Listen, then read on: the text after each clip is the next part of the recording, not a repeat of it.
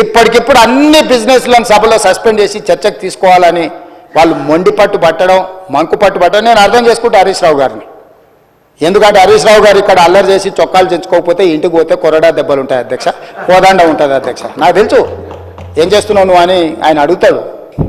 ఆయన ఇట్లాంటివి జరిగినప్పుడు కొడుకు విషయంలో ఏది చేసినా కూడా కాపాడాలన్న ఆలోచనతో హరీష్ రావు గారిని కొరడాతో కొడతాడు అధ్యక్ష.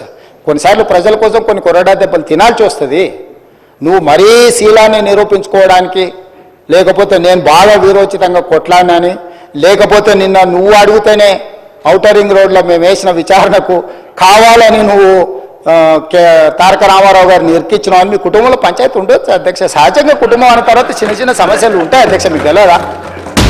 ఇప్పటికిప్పుడు అన్ని బిజినెస్లను సభలో సస్పెండ్ చేసి చర్చకు తీసుకోవాలని వాళ్ళు మొండి పట్టు పట్టడం, మంకు పట్టు పట్టడం నేను అర్థం చేసుకుంటా హరీష్ రావు గారిని. ఎందుకంటే హరీష్ రావు గారు ఇక్కడ అల్లరి చేసి చొక్కాలు తెచ్చుకోకపోతే ఇంటికి పోతే కొరడా దెబ్బలు ఉంటాయి అధ్యక్ష, కోదండ ఉంటుంది అధ్యక్ష. నాకు తెలుసు ఏం చేస్తున్నావు నువ్వు అని ఆయన అడుగుతాడు. ఆయన ఇట్లాంటివి జరిగినప్పుడు కొడుకు విషయంలో ఏది చేసినా కూడా కాపాడాలన్న ఆలోచనతో హరీష్ రావు గారిని కొరడాతో కొడతాడు అధ్యక్ష. కొన్నిసార్లు ప్రజల కోసం కొన్ని కొరడా దెబ్బలు తినాల్సి వస్తుంది. నువ్వు మరీ శీలాన్ని నిరూపించుకోవడానికి, లేకపోతే నేను బాగా వీరోచితంగా కొట్లాడినని, లేకపోతే నిన్న నువ్వు అడిగితేనే ఔటర్ రింగ్ రోడ్లో మేము వేసిన విచారణకు కావాలని నువ్వు తారక రామారావు గారిని ఇరికిచ్చినావు అని మీ కుటుంబంలో పంచాయతీ ఉండొచ్చు అధ్యక్ష. సహజంగా కుటుంబం అన్న తర్వాత చిన్న చిన్న సమస్యలు ఉంటాయి అధ్యక్ష, మీకు తెలియదా?